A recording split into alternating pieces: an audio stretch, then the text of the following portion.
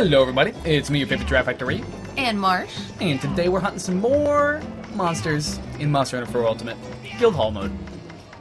Today, we're facing quite the large foe, Dahren Mohran, in the Great Desert.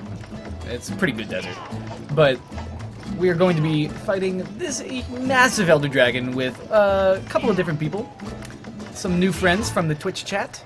We're hunting with Roxel, who is Roxel Draco Burst, and Raja, who is... I'm sorry. Black Wallet 624. Black Wallet 624. And I'm using my old LP set that you might remember if you watched my single player LP. If I can figure out how to look at it. Executioner with my skull, with my torso up, and attack up stuff. Attack up medium, sharpness +1, speed sharpening. Not the most amazing set, but gets the job did. And Marsh is wearing... I am wearing the same thing with the Brimstrin Drake Pride. Very nice stuff. That weakness exploit actually works wonders in this fight during certain moments, which is pretty cool. This Lagriacris armor set is just very nice. Yeah. Raja is wearing a similar set to mine, but has much more attack up, and no support skill, just attack up XL and sharpness +1. Basic damage set, do all the damages, with the Breath Core hammer, which is one of the shard hammers. And Roxel is wearing the Volt Axe with the Star Rook set, which is a DLC set, and it has it boosted for thunder attack with that Volt Axe. So pretty good choice on this fight. Dahren is very weak to thunder damage, especially on the horn. So that's a great place to do lots of combos with your thunder damage. But let's get rolling. This fight sometimes takes a couple of minutes, so we should get going. So, what is the difference between this fight earlier in the game and this fight now? Pretty much nothing. Nice. Yeah. It's really the same fight, to be honest. There's nothing particularly special about high-rank Dahren versus low-rank Dahren. He might have one or two extra phases in his rotations, but I really don't know them differently than the low-rank one. It's just the same old fight. It's pretty scripted. You just gotta know the pattern to avoid like some big hits, and that's pretty much it. That's what I figured. I was hoping there was more. Yeah, everyone does. I will say, this cutscene looks much cooler with y'all skulls in here. we got our metal outfits on for monster wreckage. We should have just all worn skulls and all just been different colors. That would have been pretty cool, actually. Death Metal Power Rangers. Yes. Oh man, can we make some Death Metal Power Rangers sets? Well, we're gonna have to now. Now we've got to. And we all get wrecked, and then quest failed. Yep, it's over already. Takes forever. This quest is just that cutscene. Okay, so gonna grab a couple of supplies. I'm gonna grab. I'll take the ballista ammo right from under me.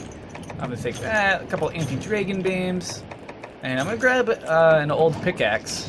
They give you the old pickaxes because you can actually mine parts of his back, in case you forgot from the last time we fight this monster. And that's one of the more time-consuming things you can do on him to kind of like waste your time there while you're going through his sequences. And Roxel just immediately got wrecked by a stone throw. Get destroyed. Trying to grab some ballista ammo. Daren's just like, you did this to my brother, and I remember. You don't get to gather that stuff.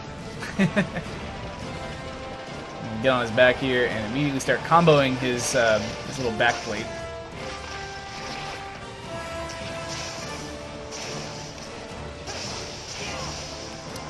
And we're basically just going to try to get this part broken, and then as Blade, there's not much of a point in standing right here after we break this section. So I'm going to break this section, mine the back, and jump back on the boat. Pretty straightforward section of the fight. But like I said, it is like really scripted, so like after a couple of runs of this guy, he gets really boring.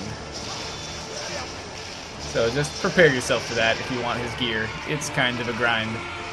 And more so than other monsters, which is saying something. Jinx, you owe me pad thai. Mm-hmm. Fine, I'll buy the pad thai. Yes! This is already going to happen. That won't get you pad thai. That doesn't get you pad thai in the real world, folks. Sorry. I wish it did. I'd be jinxing people left and right.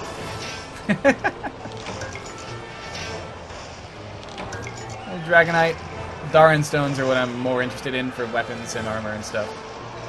Oh shit. Whee! Oh, I fell off. Took a lot of damage. I'm just gonna go take a nap. No big deal. I mean, we're being attacked by a giant dragon, but like, whatever. Just gonna take a nap. It's not really a cat nap. No problem. Little power nap action.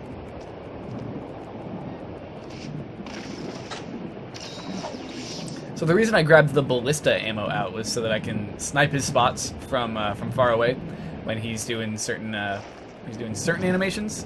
So I'm not using it quite yet. I'm going to use it in the next phase after he jumps over the boat.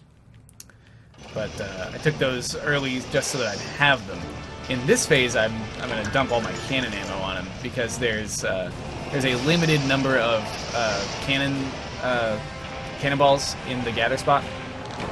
So I'm going to go ahead and dump these out. Right now, though, I need to go and jump on his arm.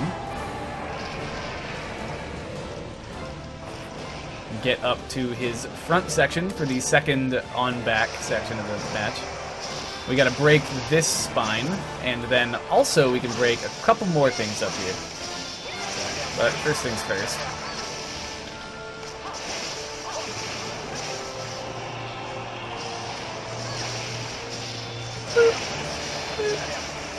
Quit growing stuff back, son. It's gross. It's weird. Right in front of us, too. I'm sorry, Raja. I just keep knocking him down. There's that break. There we go. Alright. What if we can throw people over this? I'll go for it. You want to try? Like, kind of got thrown in the wrong direction. I don't know how that happened, because I was facing a completely different direction. Maybe that's the answer. Maybe you just always throw sideways. Oh, I didn't get over it. Yeah, I don't know. Weird. Whatever. I think that was just a lag issue. Yeah. Sorry. Okay. It was worth it to try. It was worth it for science.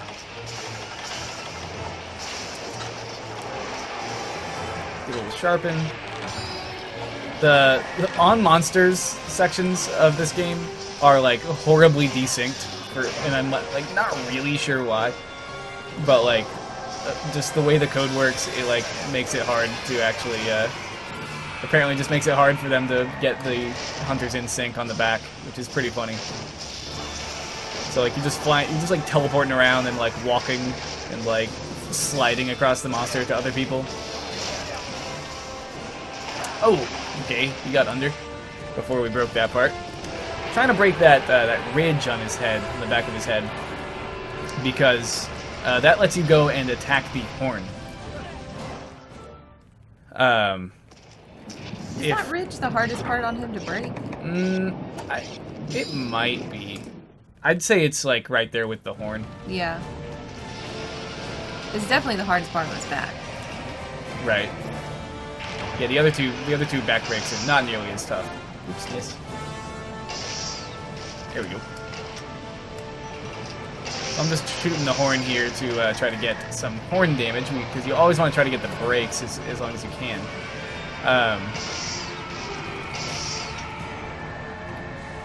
I'm just waiting for a nicer time to do this. There we go. All of us on this one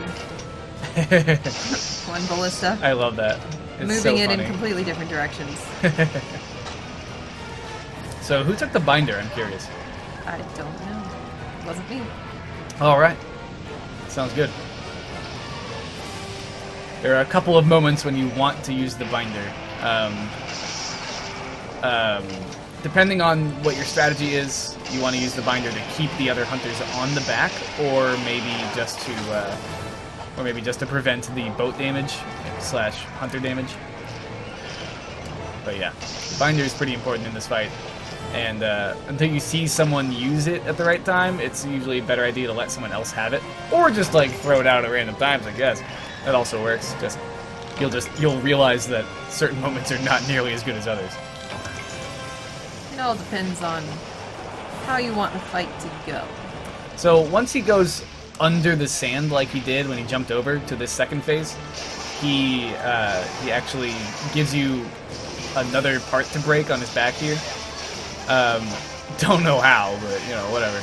And this part reforms, and you can re-break it. And while it's unbroken, it's a pretty decent spot to hit, so it's worth going and breaking it again because he takes a lot of damage on it. Now that it's done, this is not a great place to be, so I'm going to jump off. Not a great place for a blade to be in general. Pretty much the only person who wants to be right back there is a gun lance, because gun lance shelling deals damage that completely disregards zones. Gun lance shelling just deals damage to the monster's health.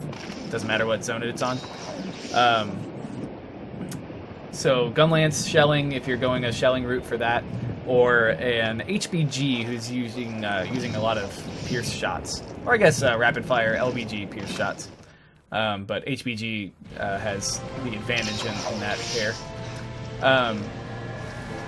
But yeah, you definitely want to go for some damage on the unbroken spot, and then jump off and continue to fight from on the boat as much as you can. And he's going to give us his front phase again on this side soon, which is nice. Okay, that's a binder. That's not when you use the binder. But the binder interrupts whatever it's doing and holds it in place. So depending on what you're going for, the binder is really useful, because sometimes certain animations will like throw everybody off the back if you're on the back, and you can bind him during it, and it lets everybody stay on until he can do that move again, which is pretty cool. Benefit though, since they used the binder, we got to break the arm. Yeah, we got that arm break, which is pretty legit. sure he was pulling away. Yeah, it's fine. It doesn't really hurt the fight to use the binder in the wrong place, because one of the like kind of the story purpose for the binder is to prevent the boat being destroyed. But the boat is like impossible to get broken. Like, I've never had the boat break ever, and like you don't have to use the binder like to prevent that. Like you can just let him hit the boat, and as long as you're actually dealing decent, like any kind of decent damage, he will die before he breaks the boat. It's like practically written in stone. One way for the boat to break is just if, like Giraffe said, if you're just not dealing enough damage, or if you're new to the fight and you just really don't know what to do. Yeah. Because it's really scripted, you like do things in a certain order, and so if you don't know the order, this fight is really hard. For sure. It definitely can be. Because it makes no sense. Yeah. It doesn't work like the rest of the game. Yeah, it's a very different hunt than normal monsters, right? He's massive. He's completely different. And so, in that way, you may not be prepared for this fight outright to begin with, unless you already have foreknowledge. But yeah, I mean, it's just the boat is supposed to be breakable, but like, if you know in any way how to play it, then it won't break. So I knew to hit the gong there because we already had the binder down. He turns and he spears the boat. He rams the boat there, and it deals a lot of damage to the boat and a lot of damage to the hunters. So it's worth watching out for it. Oh, nice! The horn broke. Yeah, I shot the horn off earlier. I was working on it with the ballista. Awesome! I missed that.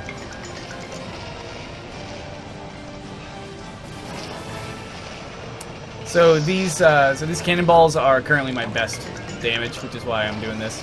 You just want to empty your cannonballs into them as much as possible. It's a good way to keep your damage up.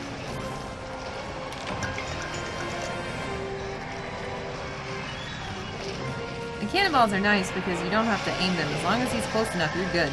Yeah, as long as he's at the right range, during most of his animations, you'll always hit him. Which is pretty cool. Oh, and we're all gone. Yeah, like I said, there's a finite amount of them. And there is for the ballista too. But Yes. I don't know, is it per person? I think it's per person. It's per person, yeah. Hey, final showdown. Hey! So Gather that ballista ammo that I don't need now. there is a third phase during that part of the fight, but it's not common to find it because you actually have to like not deal enough damage at this point in the fight, right? And then the point is that he attacks the boat. He actually tries to ram the boat, and you are supposed to hit the Dragonator at that point and stab him and then send him into the final showdown. But you know, like, whatever. Instead, just deal enough damage and you're good. So the reason why I'm kicking back right here is because Dahren slowly approaches the boat as the fight goes on, and you're supposed to like try to slay him before he reaches the boat and before it's a problem, and he like destroys the boat, right? But if you kill him too far back, then he falls outside of the bounds, and you can't carve all of his spots. He's got 2 carve spots.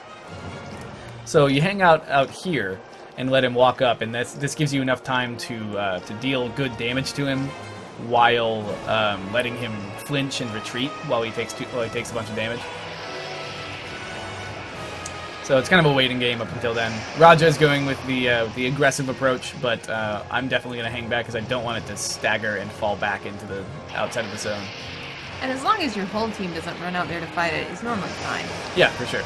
As long as like a couple people hang back, then the other 2 can go hit it. Yeah. As long as you're not doing too much damage. 1 person usually is fine, I think. Like 2 people can keep on causing staggers though, which is bad because then he just starts walking backwards. Yeah. And he stays back in the end of the zone. But once you get him up here, you can do some good damage. Alright, come on. Come on. It's like trying to get a puppy to go up the stairs. Yeah, he's like, no, there's a cat on the stairs. No, there's hunters in my way. Almost there.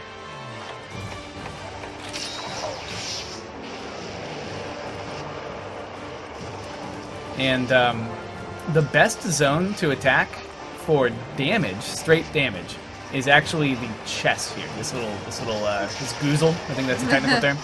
Yeah. His goozle is actually the best place to fight, but you will continuously take some damage as he runs you over. But it does that when you stagger him on the goozle. He will roll over and open up his mouth, and at this point you can deal massive damage to the inside of his mouth. You can also carve here, but it's not worth anything. The things you carve out of this are really mundane and not really worth waiting on in here. I might die, come to think of it. Oh, there you go. But also good to know you take damage there. when he shakes and he rolls back over, and if you're in the mouth at that point, he will deal damage to you. Which makes sense because he bites you. Yeah, and he has to throw you off somehow. The perfect nader to death. Nice. It's all part of my plan to faint there. That's how pro you are. But yeah, so he deals actually a pretty good amount of damage on that mouth part. But yeah, so he was close enough. So I hit the nader on a flop. He does a big flop move, and you want to nader on flop if you have the nader up, because the nader is the further the nader goes into the monster, the more damage it deals. The more spines that connect, the more damage. And you definitely want to get that as close to him as possible. And on the flop move, he gets really, really close to the boat. And so that was actually the perfect nader. Perfect in every way, that combo there. So he takes massive damage inside of the mouth, and then we nadered him to death. That was some pretty sweet stuff. So this fight is super calm, incredibly easy. Oh, I didn't get my last carve. Very boring. I tried to talk through it as much as possible to alleviate my boredom. I think it worked. I hate these fights because they're so boring, and I wasn't bored this time. So, you know, And there you go. quest complete. Yeah. So yeah, that's Dahren. Pretty much follow what we did there, and you'll kill it in the same amount of time or faster if you've got stronger weapons or whatever, right? We killed it in like 15 flat, right? Not bad. You can get it way faster, even without overpowered gear. You can probably knock 3 to 5 minutes off that quest. As long as you all know exactly what to do, he's a cinch, right? So yeah, that's Dahren. And next time we'll be fighting this slightly harder monster, but we'll talk about him then. Or never. Or never. The LP's over. No, we're kidding. Nah, just playing. Alright guys, we'll see you in the next episode. Peace! Bye.